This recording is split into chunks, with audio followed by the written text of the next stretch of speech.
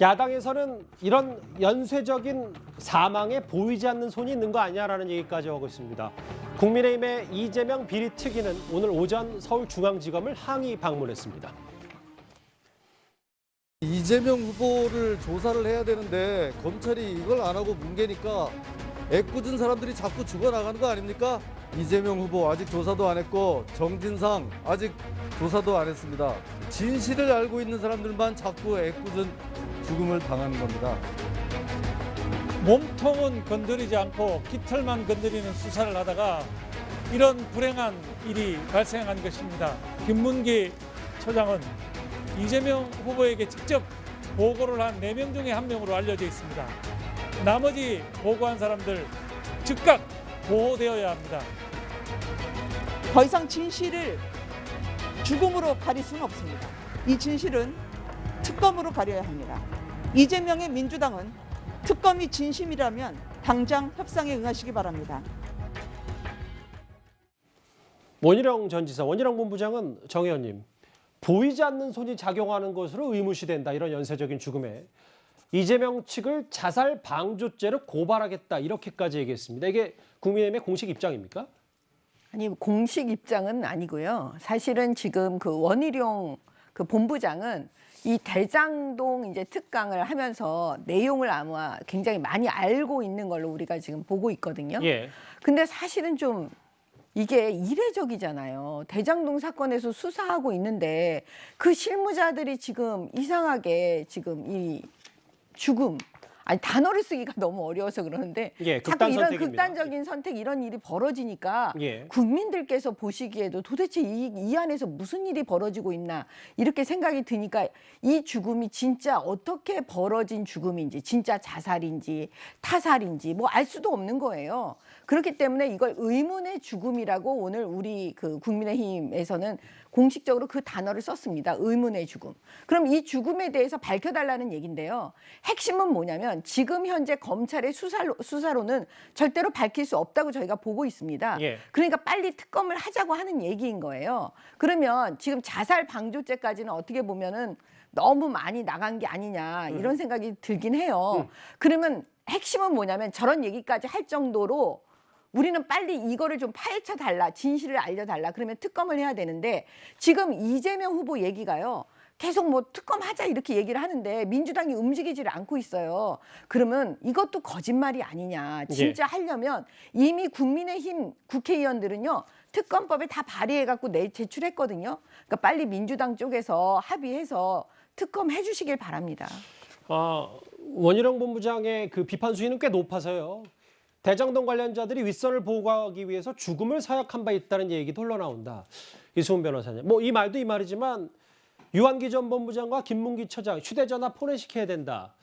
뭐 특검 전에 검찰이 만약에 수사할 수 있다면 이 부분은 들여다봐야 되는 건 아니지. 뭐 어떻게 저희가 봐야 될까요? 뭐 들여다볼 수는 있겠죠. 근데 이미 한 6, 7년 전의 일이기 때문에 휴대전화를 포렌식한다고 해서 과거 대장동 개발과 관련한 어떤 자료들이 나온다? 그럴 것 같지는 않고요. 단지 최근에 어떤 하소연하는 어떤 통화 내용만 나오지 않을까 싶고 실제 포렌식은 뭐 해도 무관하겠습니다만 그렇게 유의미한 결과를 나오기는 어렵겠다 이런 생각이 들고 저는 너무 원희룡 본부장이 너무 소설을 좀 쓰시는 거 아닌가 싶어요. 아하. 대장동 일타 강사로 좀 유명해지신 것 같은데 너무 오버하신 거 아닌가. 이게 뭐 안타까운 극단적 선택을 갖다가 마치 죽음의 서약을 했다라든가 김진국 민정수석이 조사하려고 하니까 이걸 김진국 민정수석을 날렸다. 이런 식으로 하는 거 너무 좀 극단적인 추정이고 예. 국민들께서 보시기에 좀 민망하지 않을까 싶습니다. 예.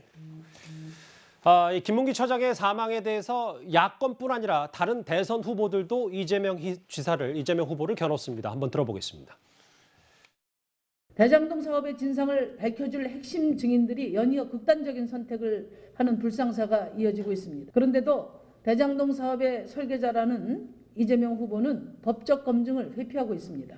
이 사태에 대해 이재명 후보의 책임은 없는가 묻지 않을 수 없습니다. 대장동 의혹 수사가 무력화되기를 기다리는 것이 아니라면 지금 당장 특검을 결단하십시오. 김재원 교수님. 민주당만 빼고는 빨리 이재명 후보 특검 받아들여다 대장동 실체를 밝혀야 된다 이렇게 목소리를 높이고 있습니다. 제가 볼 때 민주당만 빼고는 아닌 것 같고요. 이재명 후보도 얘기를 한 상황이기 때문에 예. 저는 그래서 일단 기본적으로 검찰이 지금 3개월 정도가 됐는데요. 저는 검찰이 못 밝혔으면 빨리 수사 결과를 발표했으면 좋겠어요. 어디까지 왔는지에 대해서. 그리고 그 결과가 나오겠죠. 그다음에 말씀하신 것처럼 여야가 즉각 원내대표가 만나서 특검 협상 착수했으면 좋겠다라는 생각이 드는 거고요. 그런 부분을 통해서 앞으로 좀 이런 극단적성이 없도록 해야 된다는 생각이 분명히 듭니다만 좀 그럼에도 불구하고 원희룡 본부장 같은 발언은 안 된다. 사람이 상식적으로 사고를 하더라도 이런 발언을 하는 건 제가 볼 때는 오히려 그 극단적 선택을 한 분들의 명예를 훼손할 뿐만 아니라 사실이 아니면 제가 볼 때는 막말이 되는 상황인 거고요. 제가 볼 때는 정말 나쁜 발상이에요. 아무리 이런 상황에서 선거라는 국면이 있다고 하더라도 적어도 제주도 전 지사를 하신 분이고 선거에서 정책을 책임지는 본부장께서 아무리 저런 식의 말씀을 하신다라고 하는 것이 상식적으로 이해가 되는 것인지 저는 그 부분에 대해서 본인 스스로가 제가 볼 땐 사과해야 된다고 생각을 해요. 예. 제가 말씀드렸던 민주당만 빼고의 특검은 오늘 그 대장동 핵심 인물의 극단 선택과 관련된 특검 내용을 말씀드린 겁니다. 이동희 의원님. 네. 안철수 후보는 죽음을 강요받았는지는 그분만 알 것이다. 뭐 이런 얘기까지 했어요. 이제 그 대선 주자들이 결국은 이 대장동 관련 사건이 날 때마다 이제 결론은 특검으로 가고 있고 이재명 후보도 이제 특검을 얘기는 하는데 왜 그럼 특검이 안 되는지 제가 잠깐 그 설명을 해드리겠습니다. 민주당에서는 지금 그 처음에 이제 쌍특검 들고 나왔죠. 대장동하고 고발 사주 같이 하자. 근데 이렇게 보니까 고발 사주가 사건이 안 될 것 같아요. 지금 손준성 검사 기소도 어려운 상황입니다. 그러니까 다시 이제 부산저축은행을 가져왔는데 부산저축은행도 법적으로 검토를 해보니까 그때 당시에 검사들이 수사를 제대로 안 했다고 하더라도 설사 10년이 지나가지고 그게 공소시효가 지난 문제가 있기 때문에 특검이 수사의 대상으로 하는 게 법적으로 성립 자체가 안 되는 상황이 될 수 있습니다. 예. 그러니까 민주당에서 그다음에 한 게 그걸 가능하게 하려고 윤석열 전 그 검찰총장 아버지 연희동 주택을 그 김만배 씨의 누나한테 판 사건을 거기 엮으려고 했죠.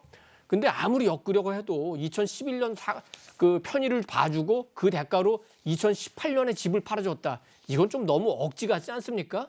그러니까 아무래도 그 민주당 원내대표단에서도 야 이거 아무래도 엮기가 쉽지 않은 것 같다. 그러면 그냥 대충 특검은 뭐 이렇게 가자 하는 정도로 결론을 낸 것 같습니다. 그러니까 뜨뜻미지근하게 반응도 없이 말로는 한다고 그러지만 실제로 움직이지 않고 있지 않습니까? 예.